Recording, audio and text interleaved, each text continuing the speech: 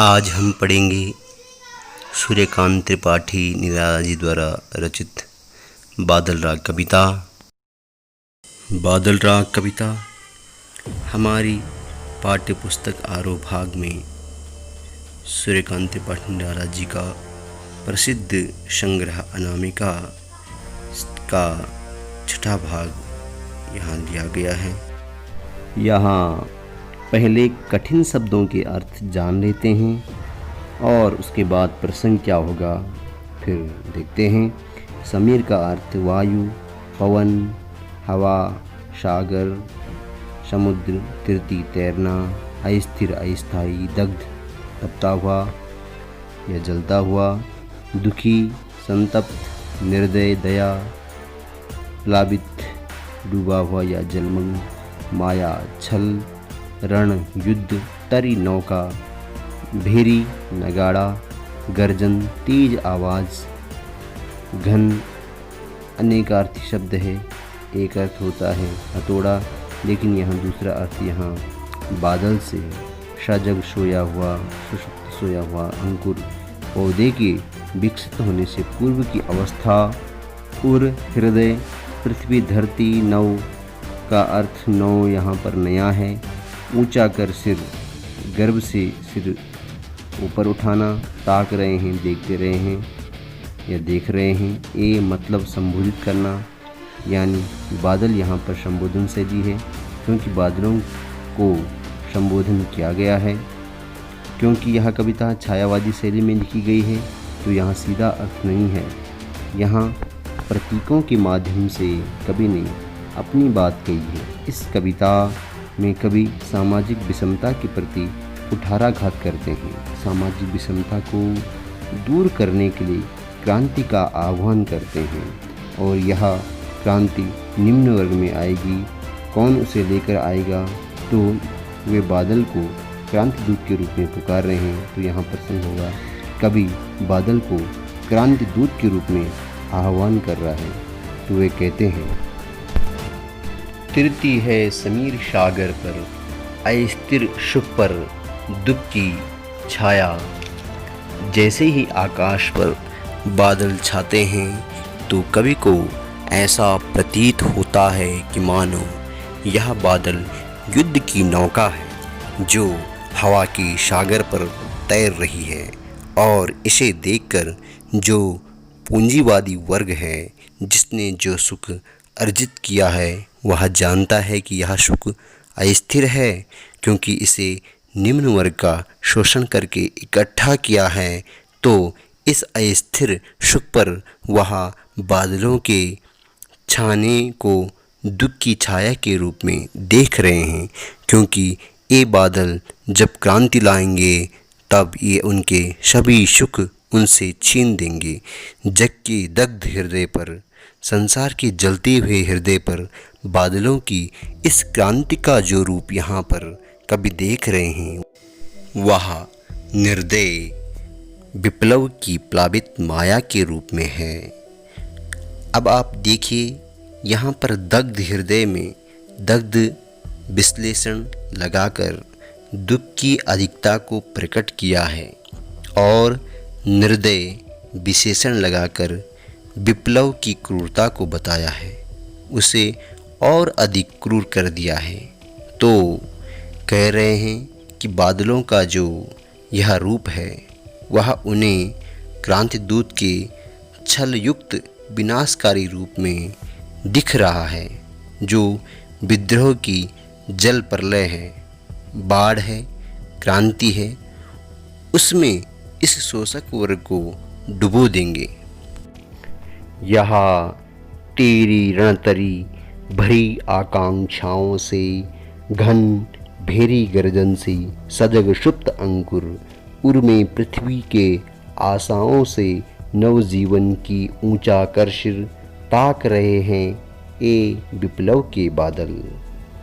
यहाँ तेरी युद्ध की जो नौका है वह निम्न वर्ग की आशाओं और आकांक्षाओं रूपी अस्त्र शस्त्रों से भरी हुई। कहते हैं, हे बादल, भेरी गर्जन जो तुम्हारी गर्जना है वह रणभेरी के समान है। वह जो है तुम्हारे युद्ध की जो रणभेरी है उसके समान है। जैसे तुमुलनाद सुनकर कोई सैनिक सजग हो जाता है, वैसे ही तुम्हारी गर्जन को सुनकर जो निम्न वर्ग है, जो वंचित वर्ग है, वह सजग हो गया है और इस गर्जन में शोषण के विरुद्ध आवाज़ सुनाई दे रही है। और उनके मन में क्या हो रहा है, नई नई आशाएं उनके हृदय में जाग रही हैं। उन्हें ऐसा लगता है कि अब उनके अभाव दूर होंगे और उनके दिन फिरेंगे, उनके अच्छे दिन आएंगे। इस प्रकार उन्हें नया जीवन मिलेगा, नए जीवन की आशा में हैं और इस आशा में तुम्हारी ओर सिर उठाकर देख रहे हैं। तो हे क्रांति दूत मेघों, तुम आओ, उनका आह्वान कर रहे हैं। यहाँ पर जो सीधा अर्थ तो इस प्रकार हो जाएगा, जैसे बरसात गिरती है तो सोए हुए अंकुर अपनी नींद से जाग जाते हैं, वे अंकुरित होकर धरती के गर्भ से नए जीवन की आशा लेकर सिर उठाते हैं और फिर बरसात की प्रतीक्षा करते हैं। तो ये अर्थ नहीं, हम इसका सामाजिक विषमता के संदर्भ में अर्थ रखेंगे, जो मैंने आपको पूर्व में बताया है। शिल्प सौंदर्य इस प्रकार से ही शमीर सागर रूपक अलंकार है कि वायु रूपी समुद्र, फिर दुख की छाया में रूपक अलंकार, रणतरी में जो रूपक अलंकार है, विप्लव के बादल प्रतीक भी है और यहाँ पर हम इसे रूपक अलंकार भी देखते हैं। भेरी गर्जन जो उसकी गर्जना रूपी रणभेरी है, रूपक अलंकार। सजग सुप्त अनुप्रास, समीर सागर अनुप्रास, संबोधन शैली ए का प्रयोग करके भाषा तत्सम प्रधान, खड़ी बोली, साहित्यिक खड़ी बोली, प्रभावमय प्रतीकों का, बिंबों का, ध्वनि बिंब। और यहाँ पर मुक्त छंद क्या आप लिख सकते हैं। तो यहाँ दूसरा काव्यांश पढ़ते हैं। कभी इस काव्यांश में बादल के विरुद्ध विध्वंसक रूप का चित्रण कर रहे हैं, कभी कहते हैं कि वर्षा होने लगी है, फिर बार बार गर्जन वर्षण है, मूसलाधार बादल बार बार तेज गर्जना करते हैं और मूसलाधार बारिश हो रही है। अर्थात बादल तुम बार बार गरजते हैं और भीषण वर्षा करते हैं। हे बादल, तुम्हारी हुंकार को सुनकर यह संसार अत्यधिक भयभीत हो गया है। और यहाँ एक विशेषण शब्द के रूप में यहाँ प्रयुक्त हुआ है, सुन सुन घोर वज्र हुंकार, हृदय थाम लेता संसार। तुम्हारी इस घोर वज्र हुंकार को सुनकर यह संसार अत्यधिक भयभीत हो रहा है। घोर एक विशेषण शब्द के रूप में यहाँ प्रयुक्त हुआ है, वज्र हुंकार के विशेषण के रूप में। और वज्र हुंकार खुद ही इतनी भयावह स्थिति पैदा कर रही है और घोर उसके साथ लग जाता है तो स्थिति और अधिक भयानक हो जाती है। कभी कहते हैं कि तुम्हारी तीव्र वज्रमयी गर्जना को सुनकर लोग भय से कांप उठते हैं। अब आगे जो 3 पंक्तियां हैं, इनके विभिन्न अर्थ हमें देखने को मिलते हैं। दोनों अर्थ मैं आपको बता देता हूँ जो मुझे पता है। एक यह है कि असनिपात से साहित उन्नत सत्सत वीर सहित का अर्थ होता है धराशाही करना। असनिपात बिजली का गिरना, जो बिजली चमकती है और कहीं पर गिरती है जिसका असर पड़ता है छत बिच्छत, जो कटा फटा टूटा फूटा, हत माने घायल, अचल जिसे हिला नहीं सकती, अडिग पहाड़ के लिए गगन स्पर्शी, आकाश को छूने वाला, स्पर्धा प्रतिस्पर्धा प्रतियोगिता, होड़। तो यहाँ कवि कह रहा है कि बादलों में चमकने वाली बिजली से बड़े बड़े ऊंचे पहाड़ भी खंडित हो जाते हैं, बिखर जाते हैं। इसी प्रकार युद्ध में वज्र शस्त्र का जो प्रयोग किया जाता है, प्रहार किया जाता है, तो बड़े से बड़े योद्धा भी धराशायी हो जाते हैं।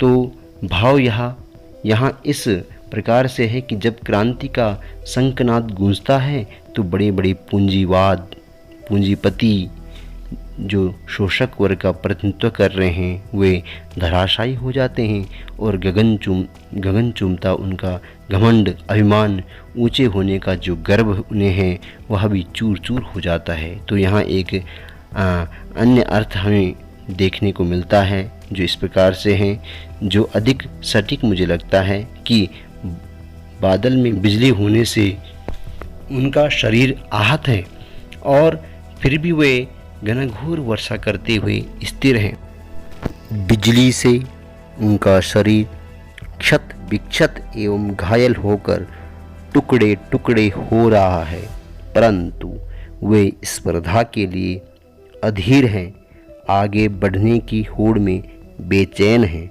वे आकाश को छू लेना चाहते हैं। उनका ऊंचा होना उनकी उच्चता का प्रतीक है, संकेत है। उनकी समानता एक ऐसे अधीर अचल योद्धा से की है जो धीर गंभीर है, जो अपने कर्तव्य से पीछे नहीं हटता। शिल्प सौंदर्य फिर बार बार सुन सत सत में पुनरुक्त प्रकाश अलंकार है। हृदय थामना मुहावरे का प्रयोग किया गया है। छत विक्षत हत अनुप्रास बादल का मानवीकरण किया गया है। जो भाषा है वह संस्कृतनिष्ठ तत्सम भाषा है, प्रभावमयी है, छायावादी काव्य शैली का प्रभाव है, छंद मुक्त है, लाक्षणिकता है, बिंब है, प्रतीकों का प्रयोग किया गया है। इस प्रकार से यह काव्यांश पूर्ण होता है। अग्रिम काव्यांश इस प्रकार से है। हंसते हैं छोटे पौधे लघुभार सस्य अपार। सस्य का अर्थ है हरा। हिल हिल इसका अर्थ है हाथ हिलाना। पौधों का मानवीयकरण किया गया है। तुझे बुलाते मानवीयकरण मानवीय क्रिया है। विप्लव रव से छोटे ही शोभा पाते। छोटे यहाँ प्रतीक है शोषित वर्ग का। विप्लव रव है क्रांतिकेश्वर। यहाँ प्रसंग होगा क्रांति की गर्जना का शोषित वर्ग पर प्रभाव कवि ने इस काव्यांश में दर्शाया है या बताया है या उसका वर्णन किया है। तो कवि कहते हैं कि क्रांति की गर्जना को सुनकर छोटे पौधे अर्थात जब वर्षा होती है, वर्षा का जल पाकर छोटे छोटे पौधे हर्षित होते हैं और चारों ओर हरियाली छा जाती है। हवा चलने से वे हिलते हैं, खिलते हैं और ऐसा लगता है कि मानो हाथ हिलाते हैं, मानो हाथ हिला हिलाकर किसी बुला रहे हैं, किसी को पुकार रहे हैं। और फिर निष्कर्ष रूप में कवि कह रहे हैं कि क्रांति के स्वर को सुनकर वंचित वर्ग ही प्रसन्न होता है, वही लाभान्वित भी होता है, क्योंकि उसके पास खोने के लिए तो कुछ नहीं है और खोने के लिए किसके पास है, पूंजीवादी के पास। तो क्रांति जब भी होती है पूंजीपति वर्ग वही सबसे अधिक भयभीत होता है, वही सबसे अधिक प्रभावित होता है, क्योंकि इससे उसका नुकसान होता है। क्रांति उनके लिए विनाश लाती है। शोषित वर्ग का जो कुछ भी मिलता है उनके लिए बहुमूल्य होता है, क्योंकि उन्होंने कुछ पाया ही नहीं, हमेशा अभाव में रहे हैं और अब जब उन्हें कुछ मिलता है तो वे अधिक प्रसन्न होते हैं और उनका नया जीवन शुरू होता है। हिल हिल शिल्प सौंदर्य अगर हम यहाँ देखें तो हिल हिल, खिल खिल, पुनरुक्ति प्रकाश अलंकार, हाथ हिलाते में अनुप्रास, छोटे लघुभार, पौधों का मानवीय अलंकार किया गया है। प्रतीकात्मा आप देख सकते हैं। भाषा वही लिखेंगे जो पहले आपने लिखी थी, संस्कृत साहित्यिक खड़ी बोली, प्रभावमयी, बिंबों का प्रतीक, बहुत सुंदर और सफल किया है इसमें निराला जी ने। और छंद मुक्त यहाँ पर आप कविता को कह सकते हैं।